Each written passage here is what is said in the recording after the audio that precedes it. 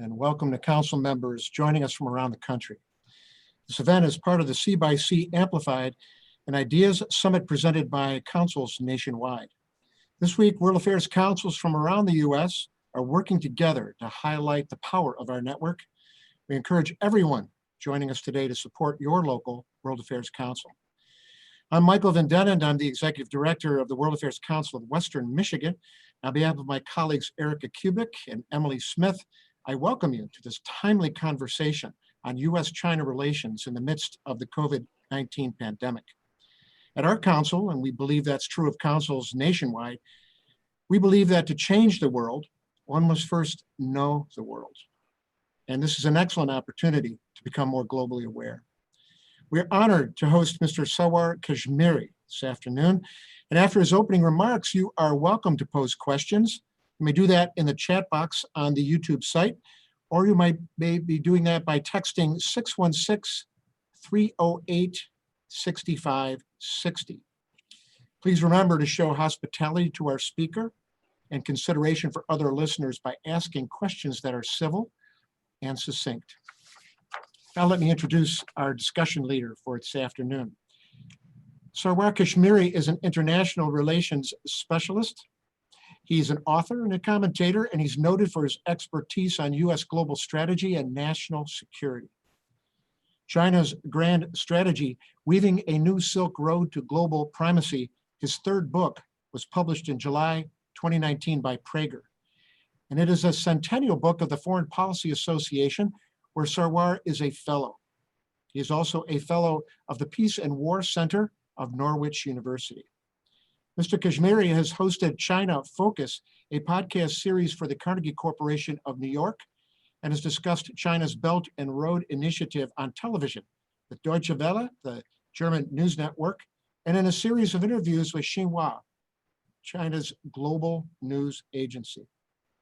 He's the author of a U.S. Army War College monograph, NATO and the EU's Common Security and Defense Policy, Intersecting Trajectories, as a frequent guest speaker at the United States Military Academy at West Point. Articles by Mr. Kashmeri have appeared in the New York Times International, The Guardian, U.S. News and World Report, Xinhua, and Global Times. His TV appearances include CNN, Sky News, Euronews, C-SPAN, and Fox.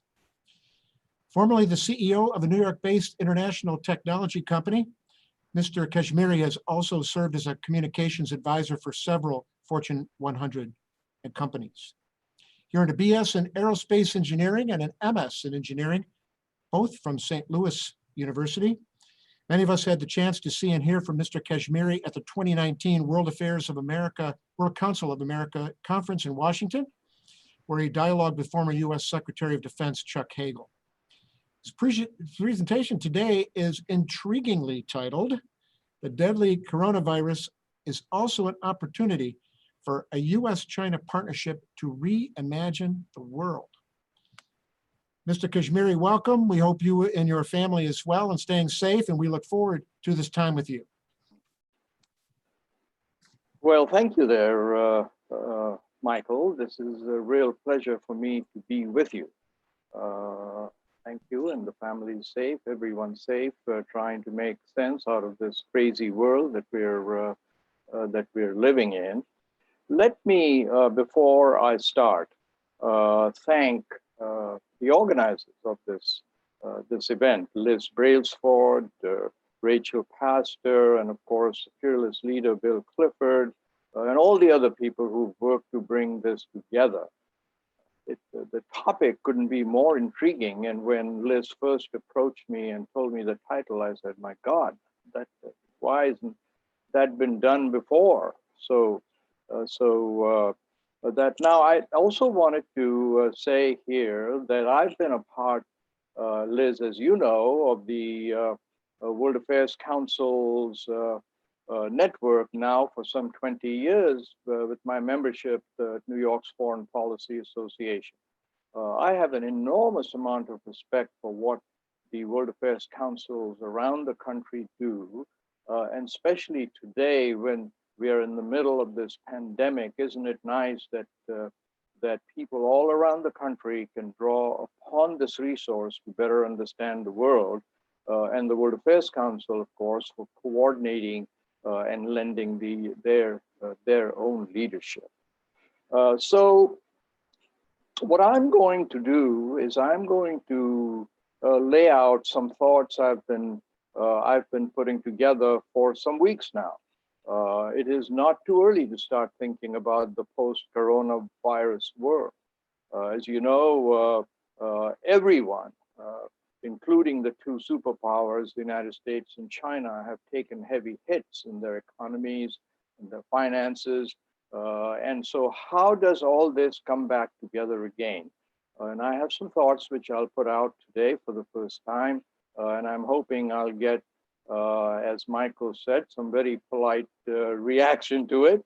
And we'll see how it goes. So what I want to do is begin by explaining what the Belt and Road Initiative is, this infrastructure, gigantic project that China has unleashed on the world. I'll use that as a point of departure to point out the opportunities for, especially for American and European businesses to be part of it. Some of those are already being realized. And then I'll put some thoughts out to you all about how I think America and China might want to take the leadership role in thinking about the post-coronavirus, and then we'll open it up for questions. And I think that one reason that I really wanted to do this is because there is, as you might know, no matter what part of the country you live in, a really growing mood of hostility in the United States towards China, right? So the Pew Research group did a survey just a few days ago that said 55% of the American people are today not at all fond of China. And of course, China behaves tit for tat, and this seems to be getting worse. And I think it's very dangerous because these are the two superpowers in the world, right? They're both nuclear powered, they're enormously powerful, and it just does no good to poke each other in the eye. So with that introduction, let me now switch to 3 or 4 slides that I have that I'd like to show you. And let's see if this share screen business works. Okay, so I hope you can all see that. And this is the cover of my book that I request you all buy 10 or 20 copies. And no, just kidding. But if you have read it, and if you do buy it, I would deeply appreciate it if you could go to Amazon, where one of the places is being sold, and leave a few lines of comment. That would be hugely appreciated. Let me start with this map. I want to try and give you a feeling here for the enormous reach and scope of the Belt and Road Initiative. This is probably the world's largest infrastructure project that was introduced by China by President Xi Jinping in 2013. The Belt and Road Initiative is laid out over land and on sea. And as you can see from on the right, there's China. There is a land component to this that stretches all the way from China through Central Asia into the Middle East. And then there is an ocean component, again, stretching from the southern ports of China through the South China Sea, through over the Indian Ocean, in the Mediterranean, and then into Europe. What China introduced with the Belt and Road Initiative is the funding and the technology to begin building infrastructure for what are now 120 countries spread out between China and Africa. I have intentionally not included Africa here only because the map then gets very small. And since this is the heart of what China started to do, I'm showing you everything up to the end of Europe. So what China is doing here is that it's going into these countries and saying, look, you remember us, China, just a few years ago. We had country roads with potholes, and today we are one of the two richest countries in the world. And we've done that by becoming becoming the factory of the world, by developing the infrastructure to transport and export what we produce, producing under contract for the world. So why don't all of you do the same thing? And we'll help you. We'll budget $1 trillion to kickstart your own economies and to help you build ports and tunnels and airports and land ports and fiber optic cables and high-speed rail connections so that you too, over time, can become as well-to-do as we are. It's an enormous undertaking. And by the way, this is not all goodwill. As you know, China, over the last 3 decades, has developed into the behemoth that it is by developing its own infrastructure, right? And now that it's fairly complete in that project, it has all of this technology and all of this surplus capacity that it wants to use in other countries, right? It also wants to set itself up as a conduit for receiving natural resources to keep powering its growth. And of course, it has all of the surplus dollars that it can use. So it's not all goodwill, even though that's part of it. It's very strictly business. And that's one thing I want you to remember. And I'll tell you a personal story at this point. I was in Singapore year before last, and while I was there, I got a call from Tsinghua University in Beijing to give a talk. I didn't have a visa, so I rolled into the Chinese embassy and they had me fill out a form, and a couple of days later they said, come on in and get your visa. So I rolled into the embassy and this very nattily clad gentleman said, we have your visa, Mr. Kashmeri, congratulations. That'll be $293 US. So I told myself, I said, you know, I was born in Bombay in India, and I'm back in Asia. Nobody pays any money without haggling. So why don't I have a shot at it? So I said, look, I said, I'm just a poor professor. Do you think that you could do something about this $293?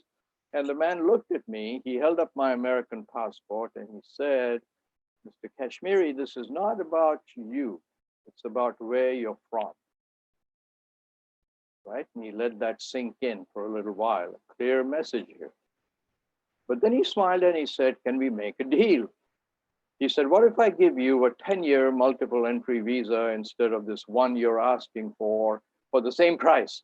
Do you think that'll be a deal? And I smiled at me, I smiled at him, we shook hands and he exchanged rubber stamps, and I must be one of the last people that has a 10-year multiple entry visa. So I've reflected on this story a number of times, and I think what it tells me is that China compromises. China ultimately is all business. That's what they've been doing for 2,000 years, and that's what they do now. And so I just offer that story as a prelude to what I will tell you, right? So the Belt and Road Initiative then is budgeted at $1 trillion. It began in 2013. And it is already encompassing 120 countries, as I mentioned. Over that time, it has created about 300,000 jobs for the countries that it is working in. $6 trillion worth of business was already being done by 2017 between the BRI countries and with China. $1 trillion, by the way, the budget for this is roughly twice the GDP, the gross domestic product of Britain. I want to give you one statistic just to set, to firmly fix in your mind what China has been able to do, right? So between 2011 and 2013, China used more cement in its construction than the United States did throughout the 20th century. Just think about that. More cement in 2 years than US in the entire 20th century. So just give you a feeling for that. As part of the Belt and Road Initiative, I'm now going to go through 2 or 3 projects that I would like you to know about. But the reach of this Belt and Road is immense. I mean, there are ports being built in Israel, throughout Europe, the Middle East, Saudi Arabia, which is, as you know, one of America's biggest allies. After Asia, China is Saudi Arabia's biggest trading partner. $163 billion worth of trade flows between China and Saudi Arabia. So the reach of the Belt and Road is immense. There has never been anything like it. And let's just go through and take a look at some of the projects. Okay, so in Greece, you may recall Greece had a big money payment problem some years ago. And one of the places that was really suffering there was the port of Piraeus in Greece, which is right here, right?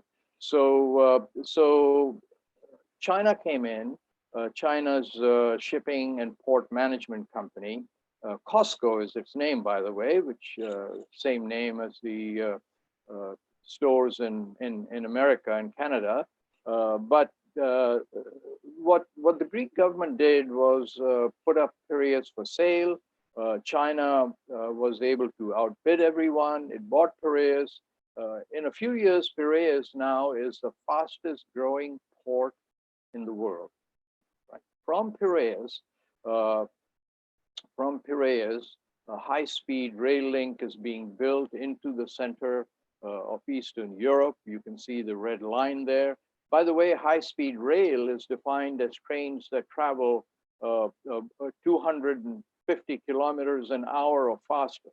China has 25,000 kilometers of high-speed rail. I'm going to show you one more slide, and then I'll come back to this slide, and that is this. So this is the city of Duisburg in Germany, some 12,500 miles from China. Today, there are 30 trains that connect China to Germany. There are similar trains that connect China to London, to Milan, and through these trains, there are goods which come in a lot faster and inexpensively than overseas. And you can see here on this map how the sea route, which is in blue, goes all around Suez Canal, Europe, and then connects with the land route, in this case, the train tracks coming in from China. Let me go back for a moment to this slide and show you the kind of work that China has been able to do. So Hewlett-Packard, you all know the computer manufacturer, ships unfinished computer goods to Piraeus by the Costco steam line overseas. From Piraeus, the goods go by land, and you can't see it here, to the Czech Republic, where Foxconn, the big electronics manufacturer, Chinese manufacturer, has a plant. So these goods, unfinished goods, are finished in the Czech Republic. Then they're sent by land to Piraeus, and the finished Hewlett-Packard goods are then sent by sea through ports in the Mediterranean and in the Black Sea. So you can see what China is accomplishing here, using Piraeus as an entry and exit point into and out of Europe for its goods. It's worth keeping in mind how this all comes together. So that's just one. Let me go back now to the map and point out 2 more things here. This is the map of the Belt and Road. First of all, if you come right down here, and I'm looking now under Malaysia, where you have Singapore. Singapore has the tiny Strait of Malacca. This is between Malaysia and Singapore. It's a tiny waterway that for centuries has connected the Indian Ocean to the South China Sea. Right? It is a very narrow waterway, what the Navy calls a choke point. And so one of the strategic weaknesses that the Chinese have identified is in time of conflict, it would be very easy for an enemy Navy to block the Strait of Malacca. Roughly 55% of the world's commerce flows through it. It's the quickest way from the Indian Ocean, as I said earlier, into the South China Sea, right? So about 55% of the world's commerce flows through it. About 60% of China's energy comes through it. So it's a weakness which China is also trying to overcome with the Belt and Road Initiative. So if you look at many of the ports that China has, for example, the port of Gwadar in Pakistan, the ports in Vietnam, there are always road connections into China. The idea being that it wants to develop alternate ways for coming into China, right? So that's another thing that we should keep in mind. And let me now go, and I know you cannot see this, but this is the marquee project of the Belt and Road Initiative. It's called the China-Pakistan Economic Corridor. And all that tiny print there indicates that what China is helping Pakistan do is create roads, rail, cement plants, energy plants, schools, hospitals, right? So that's what's happening here. It will one day amount to a $65 billion investment in Pakistan. Again, just to give you an idea of what a huge project this is. Now, I might tell you that already this BRI is helping Western institutions because it is so huge. There is today not one international bank that is not helping in financing. So after jumpstarting it, China now is watching the world coming together to help with this project. Let me just remind you that this talk and my book was written before the awful pandemic that is taking place. So obviously things have changed, and I'll touch on that in a moment. But let me at least continue to give you a thought for what a huge project it is. And we might all want to keep in mind that is there an equivalent to this that the United States is fielding, a forward-looking project to change the way other countries live? That's a thought we might want to discuss during the question and answer session. So let me move on from here. So I argue in my book that China has a three-step grand strategy, right, to deal with the world. First of all, to get rich. Second of all, to militarily dominate its neighborhood. And third of all, to become the richest and most influential country in the world. And I want to talk for just a few minutes before on each one of these ideas, right? So let's just do that. The first one is get rich. Again, this is probably too small for you to read off the screen, but this was in the New York Times a few months ago. And let me see if I can quickly explain this to you. So what this is doing is it's showing the growth of wealth in China, which is in red, and the United States, which is in white. The largest part of this graph deals with percentiles of wealth. So people in the 20th percentile, people in the 40 percentile, 60, 80, and then 100, right? So this is a so-called middle class. And I would have you take a look at what's happened over the last 2 or 3 decades to the American graph, which is what I'd like to show first. Notice that the middle class is pretty flat right here. Over the decades, there's been hardly any growth in the middle class, right? The growth has been right at the end, rapid. Notice what's happened in China over the same 3 decades. This is the middle class. Over this time, China has been able to raise 750 million people from abject poverty to lower middle class. That's what this graph is showing. And of course, then the very rich, as you can see, have enormously benefited. But this 750 million people is never before been seen in such a short time raised in poverty. I was looking at some numbers today by Volkswagen, the German car maker, you know, that has not just the Volkswagen, but also the Mini and the Rolls-Royce brands in it, right? In China today, remember having gone through the pandemic not too long ago, VW sales next month are going to be pretty close to what they were in April of last year. There is such a pent-up demand in China where most people are buying their first cars because of this growth of the middle class that they are already bringing China's automobile industry back to where it was a year ago. Big difference between China's car industry and Europe's or America's, right? There it's mostly first cars. Here there are repeat cars.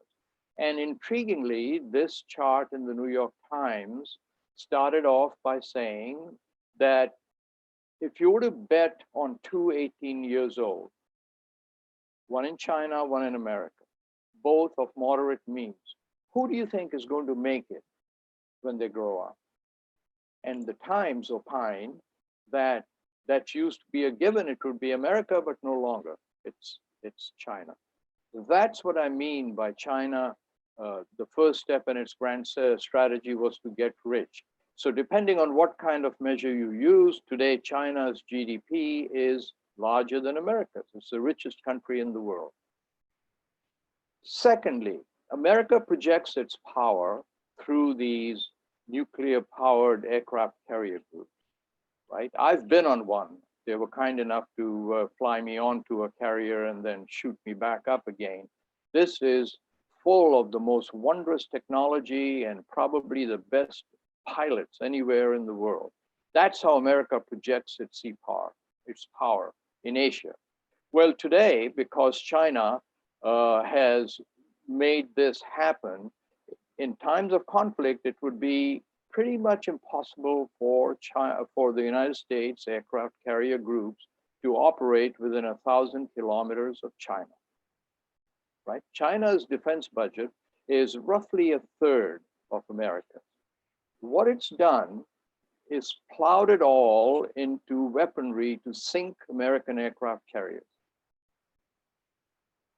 Land-based missiles, air-based missiles, space-based missiles, all to do one thing, to make sure that its coastline through which it suffered humiliation, as China calls it, for 200 years of colonialism, never happen again, right? So now put this together, the richest country in the world by some reckoning, the coastline that has been safeguarded, and the final step is the Belt and Road Initiative. These dots, by the way, are all the projects that the Belt and Road Initiative has triggered around the world, right? I might tell you this should be advertised more than it is or covered more than it is, that a large part of Boston's commuter railroad is made by a Chinese company in Springfield, Massachusetts, where they've created 200 jobs. There are at least 2 ports in the United States that are managed by companies that are owned by Chinese firms. So the Belt and Road Initiative is starting to really make waves, right? And I'm going to turn it over for questions and answers, but I want to give you just some things to think about. One, the business of the Belt and Road Initiative, right? No matter how you look at it, there is enough there for everyone to share. Right? You look at the reinsurance industry. For those of you who are not familiar with reinsurance, these are the companies that insure insurers. So one reason why insurance companies don't go broke when there's a huge storm that wipes out billions of dollars is because there are reinsurance companies who they pass on the risk to, right? So reinsurance companies have to insure or are involved in insuring these construction projects around the world. Well, there's a good projection that roughly 30% of that business could come to American European firms if they were to get involved. So it's that kind of potential of business that I think is useful and led to my thinking that the Belt and Road Initiative acts as a conveyor belt, right? It takes the wealth, technology, expertise from China into these 120 countries. Wouldn't that be a great way to convey, move wealth through these countries to accelerate the post-coronavirus economic recovery, right? Is there a way that the United States and China can work together? I mean, half of China's small and medium-sized businesses now roughly are shuttered. That is the heart of China's economy. Body blows. On the American side, you all know what's happening with the unemployment and so on. So is there a way that with all of this grief, these two countries, the two superpowers, can come together and supercharge the economic recovery? So I'm going to now start writing about President Xi Jinping should take the leadership in internationalizing the Belt and Road Initiative. It is so far-fetched, you know, because this is a pet theme of President Xi Jinping. It's now been written into the Chinese constitution. And on the Washington side, the American side, every day you get up and there are headlines that say, China is to blame, let's send them a bill, what do they mean by destroying the economy of the world? So both countries are daggers drawn to each other, which I continue to believe is, and I hope you do, is hugely dangerous. I mean, if we, the US, wants to pick a fight, my God, pick a country that can't fight back, right? Why are we going to pick this only other superpower in the world? So internationalize the Belt and Road Initiative, and we can explore this further in the Q&A.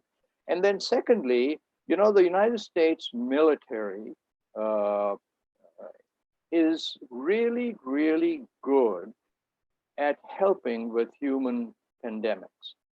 Right now in New York and in Los Angeles, I believe, the Army is setting up field hospitals, right, to help with the coronavirus. You remember in 2003, I believe it was, the Ebola pandemic in Africa. The 101st Airborne Division flew out a complete hospital, 3,000 people, set it up in no time, flew helicopter help missions to villages. Meanwhile, the People's Liberation Army is also interested in helping in the world as part of this Belt and Road Initiative and beyond. So is there a way that the two militaries can work together to help the lesser developed countries out of this pandemic? It would give the two militaries a chance to get to know one another. By the way, that's something that both have been trying to do with marginal success. So here's a way to build on that. So I'm throwing out just two ideas. Maybe in the Q&A, you'll have other ideas. But the main theme here is that the two superpowers can really help accelerate the economic recovery, perhaps together with the wealth that's generated. This will also lead to a more stable world order, more stable country relationships. That's what I'm proposing. And I wanted to give you a feeling for why so much surrounds the Belt and Road. It's not well understood, but it's a huge, huge project that will change the destinies of more than half the world. And is there a way that we can internationalize it? It'll take Chinese leadership, it will take American leadership, but heck, I hope that we go that way as opposed to the other way, which spells more trouble and doom and gloom. So Michael, if you don't mind, I've exceeded the amount of time I was going to speak by a few minutes, but I think we'll have a lot more to talk about during the Q&A. And so I'm going to pass it back now to Mr. Michael van der Ven.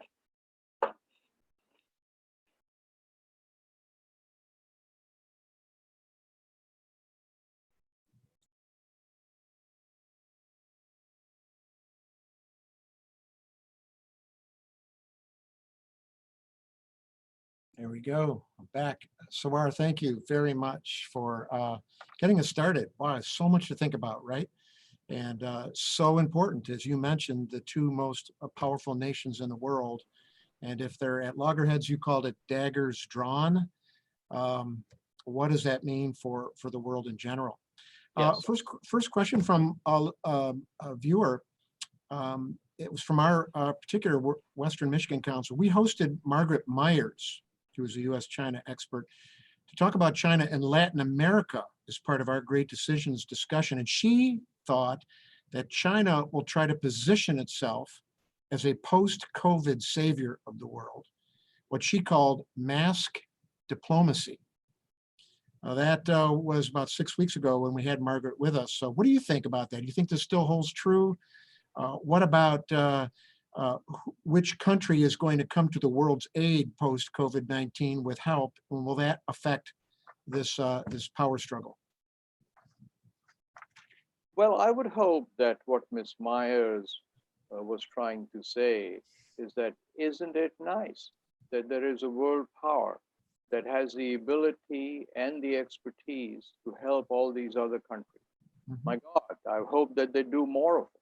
So if she was using what she told your group in that sense, then boy, that's a great thing. But if that she may, if by that she kind of said, you know, so we need to watch out because they're getting ahead of us, then I would say I don't agree with that. So more power to China.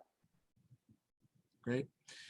Question about the environmental impact of the Belt and Road Initiative. Are there concerns about some of these projects in various parts of the world that are environmentally challenging? So that is a really, really important question.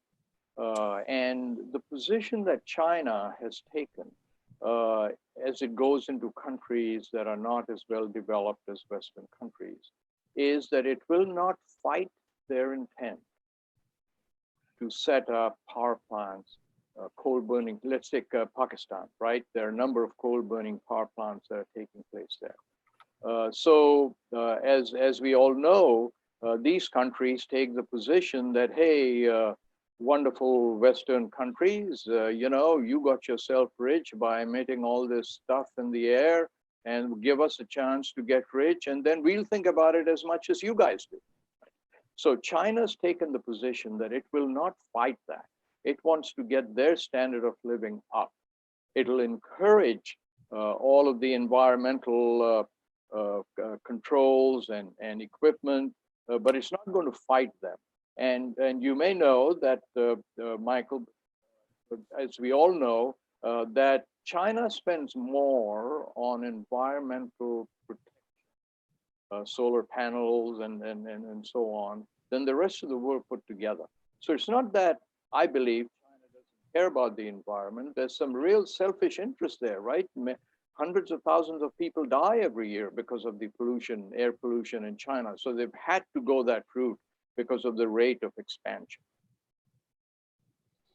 Interesting question from a YouTube watcher. Would China allow the Belt and Road Initiative as a platform for the distribution of COVID-19 vaccine that doesn't originate in China? Wow. I should have called Mr. Xi Jinping earlier in the program. Asked him that question. So I'm going to hazard a guess. I have a feeling that they would. I have a feeling that they would, because I think that they're taking, as all of us know, some real hits. This is talk about Wuhan and it all originated there. I'm not certain how true that is, by the way. I've been trying to read as much as I can on that. But nevertheless, there is a feeling that China should have done more to control this. So I also think that China will bend over backwards to make amends. Do you agree with that, Michael? That line of thinking? Yeah, I sure do. But it's the public relations battle in the world is going fast and furious, right? And that's perhaps, unfortunately, why some of the barbs have been thrown back and forth, accusations about from one country to another. Yes. But what would you like to hear from the leaders of the two countries in terms of thinking about the positives that might come from a post-COVID-19 world? What should those two leaders be saying about each other, talking about, and doing to move us forward? Well, the first thing we ought to be doing in the United States is stop pointing a finger at China and saying, listen, you started this, so we're going to send you a bill. I'm paraphrasing, right? But that's what seems to be happening. Every day you get up, the administration is saying that, hey, we're going to get even with China. They're the ones who caused all this. I don't believe that that's A, correct, and B, that that's the direction that we ought to be taking, right? And two, on President Xi Jinping's side, I think that that's exactly the stance that they ought to be taking, is saying, hey, listen, I understand this is such horrible stuff. Maybe we should have, if anyone ought to be feeling badly about this and asking for some reparations, which I think is the wrong way to go, it seems to me it should be countries like Italy, where there was travel with China. The city of Prato, not far from Florence. There's an enormous Chinese population there. And they've, by the way, brought Prato back to life again. It was a dying luxury goods kind of town. But there were people traveling back and forth, right, from Prato to China and back. And if anyone should talk about this, it's Italy. But nevertheless, I think there should be some humility, and President Xi Jinping and shall I say, elder statesmen should take the lead on this and put out a hand and say, let's go do this.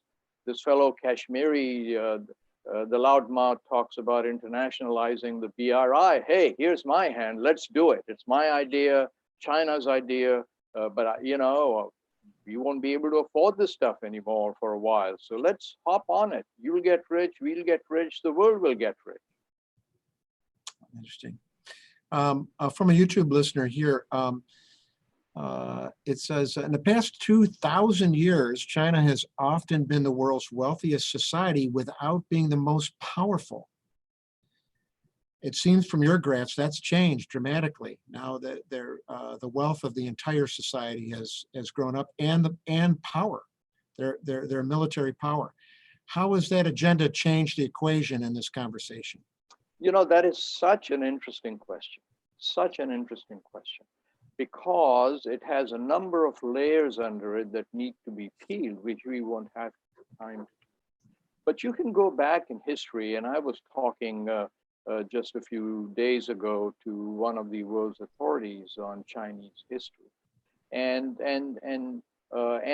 you can read a lot about China, but they have never really been interested, even when they were the largest and richest country in the world, in expanding their power to other countries, right? You can go back in history, and I don't believe there is an example of China acting aggressively.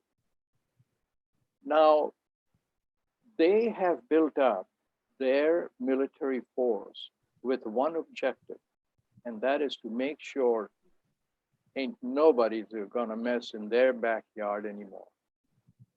Right? I don't believe, and I don't believe there's any evidence that China wants to export its ideology or its beliefs to other countries, unlike what the Soviet Union, right, wanted to do. Remember, they were creating all these upheavals in Germany and Italy and Spain after the Second World War. They, one way or another, they wanted to project their communist doctrine all around the world. I don't believe China wants to do that. So yes, they're now rich, they're now powerful, but that's the way they've been long ago. If you go back to history 0.0, the year 0.0, and drag that out, it was only around 1820 that China, and also India, by the way, 80% of the world's produce came from those two countries, the larger part being from China. Until 1820, those were the heavyweights, right? And then there comes colonialism, the Industrial Revolution, and so on. And then for a couple of hundred years, things kind of go slow. Well, people in Asia say, so what's new? These guys are back again. Right? So in answer to your question, wrapping that up, I don't believe China's military force is directed at the rest of the world, though I think that if someone tweaks them, they will get angry. I think most of it is there so that nobody ever treads in their backwaters again, right? Much of what the United States did in the Caribbean basin in the 19th century, right? That we established that as America's background, because that was the waterway between the Pacific and the Atlantic, just like the South China Sea is, and so on. Anyway, I'm getting on my hobby horse. So no, I believe that they want to protect their backyard, but not extend their power around the world. Thanks. YouTube listener, how is it possible that there are no initiatives of the Belt and Road in West European countries, France, Scandinavia, Germany? Why is that? Oh, there are in fact quite a few. There are ports in Spain, ports in France, parts of Rotterdam, the port of Rotterdam. There are quite a few initiatives. In fact, China has set up a group called the 17+1 group. Of countries, largely Middle and Eastern European countries, which meet once a year to develop projects, to share knowledge.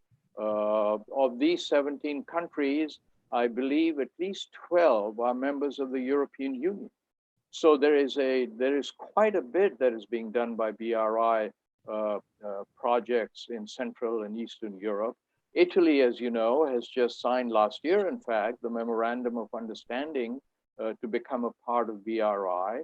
I was in a number of European cities last November, especially looking at the ports and why they were so eager to, get help from China.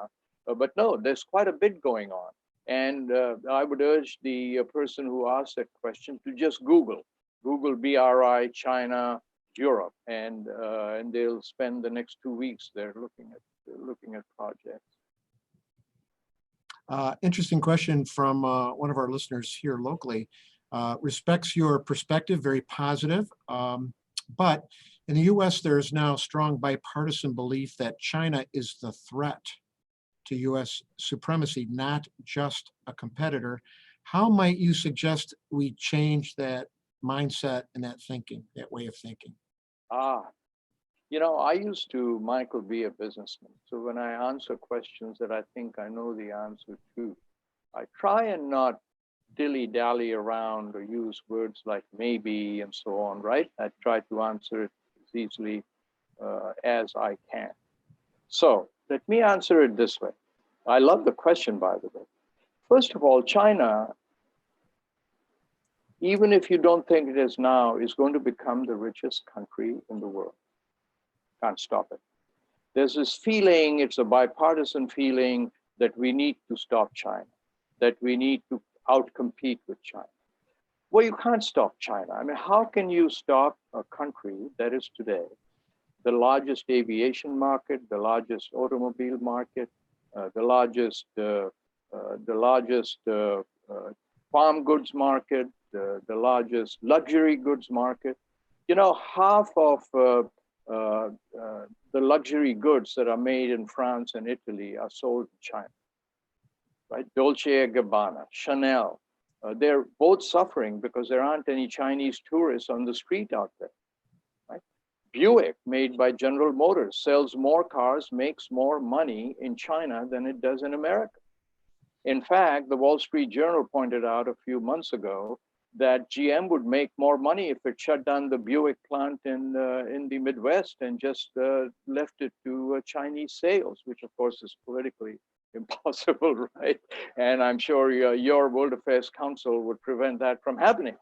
But nevertheless, right? So I believe that there will need to be some genetic engineering done that will have to be done to the psyche and the beliefs of us Americans, right? We have it in us that we are the indispensable country, that we will forever be the strongest power in the world.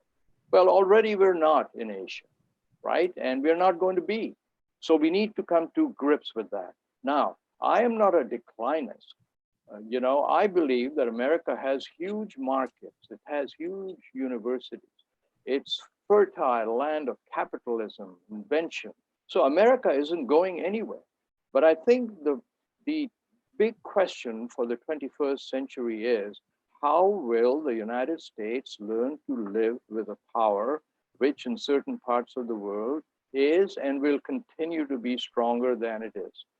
We need to come to grips with that. And I would urge as a challenge for the World Affairs Council around the country to think about this and, come out with arguments for, against, but that is what I believe. Another question from a listener on the East Coast this time. Do you think there's opportunity for the U.S.-China cooperation on conflict resolution in the Middle East and in the North Africa region? You didn't because you didn't have much time, you didn't get a chance to talk about that part of the country very much in the Belt and Road, but China obviously is active there too. Yes, it is. And are there opportunities for cooperation with the U.S. and China in Africa and in the Middle East? Wow, I need to think about that a little bit, but let me at least answer in the interest of time. I believe that there is scope for cooperation, but I'm not too, how shall I say, optimistic about this, right? Because I think the United States has been interested, continues to be interested in being the influencing world power there, militarily, right? We've been involved now, what, for 40 years, 30 years, I've forgotten. And I don't believe China is. So I think part of the cooperation between the two would have to be for the United States and China to come to grips with this cleavage, if you will, that the United States seems to want to be involved. I mean, we have some real interest there, right? The security of Israel and so on. But absent that, yes, I think there can be cooperation. After all, many of the countries in the Middle East are now the largest trading partners of China, so it has some real money influence there. America, has been involved for a long time. So yes, I believe there can be cooperation, but I think that there will need to be a change in attitudes. Here's a question I'm not very familiar with this, but I imagine you might be, about the Confucius Institutes that in the United States, and if there's a role to play there. Is this conflict between the U.S. and China going to destroy that network of learning? So, a word, Michael, if I may, about one of the first things that great powers do when they become great is open institutes in other countries to, spread the gospel according to the country, right? So when I was growing up in Bombay, you wanted to have know about Britain, you went to the British Council. You wanted to study French and you wanted to know why France was the greatest civilization in the entire world. You went to Alliance Française, right? If you wanted to do the same thing, you went to Goethe Institute for Germany. So what China's doing is simply following the footsteps of all the other countries that have gone beyond and has set up the Confucius Institutes, where they teach Chinese, where they teach Chinese dance, where they, talk about all the things that make China great. The issue with the Confucius Institutes is that they are very little known. And for some reason, the United States government allowed them to open it on military bases.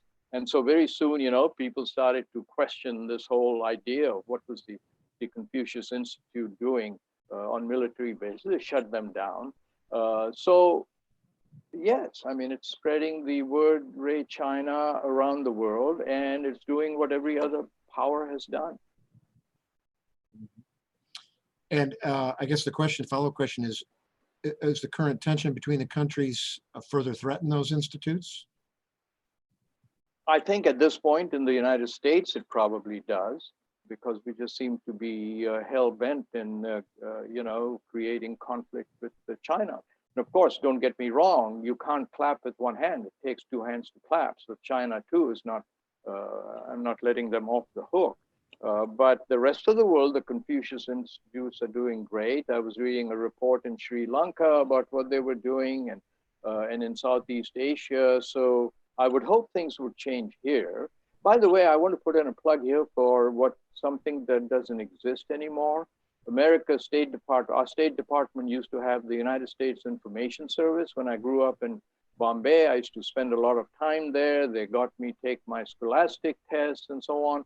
One of the great things that we did at the State Department, and it's gone now.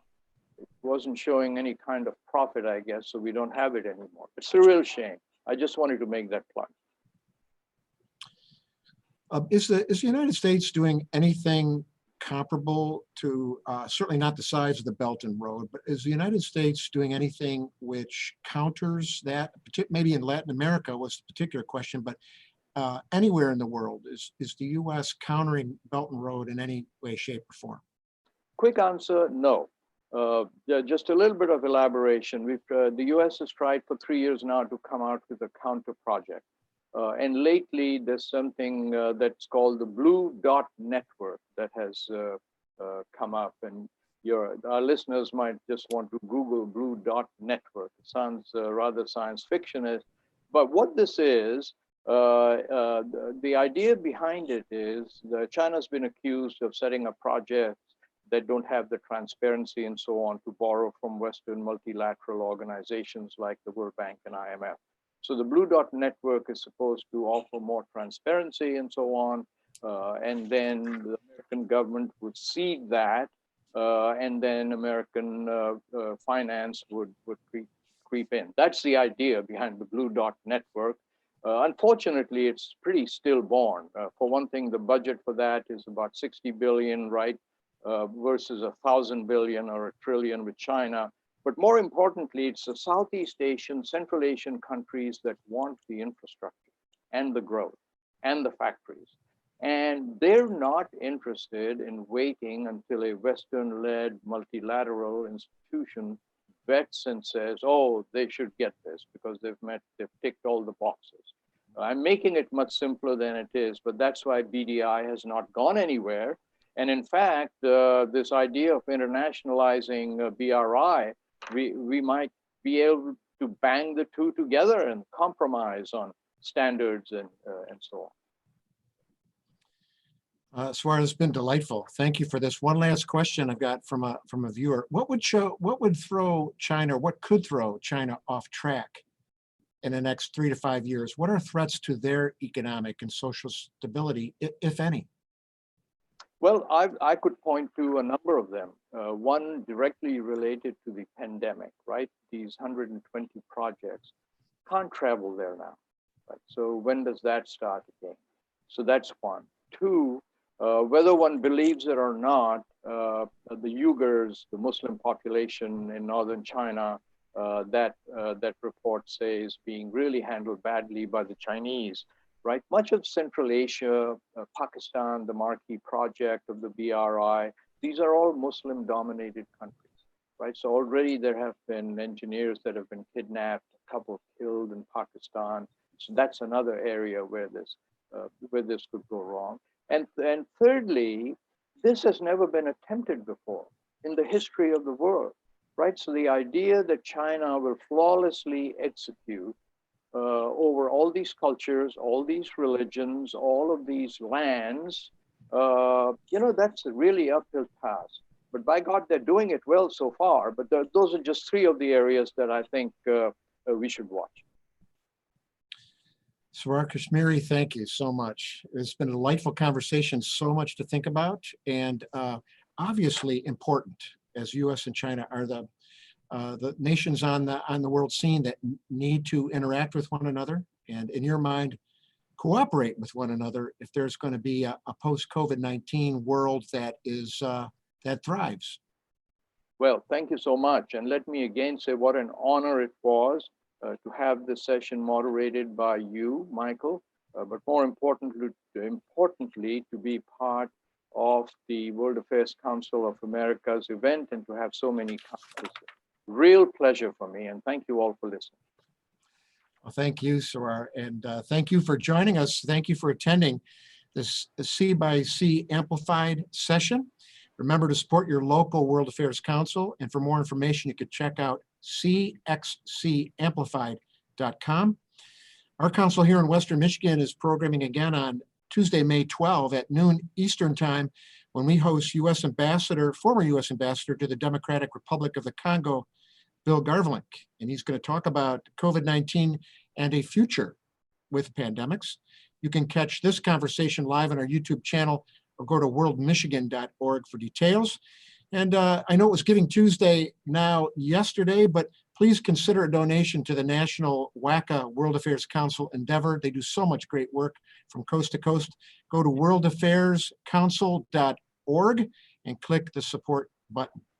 Thanks again, all. Stay safe, be well, continue to strive to be world aware.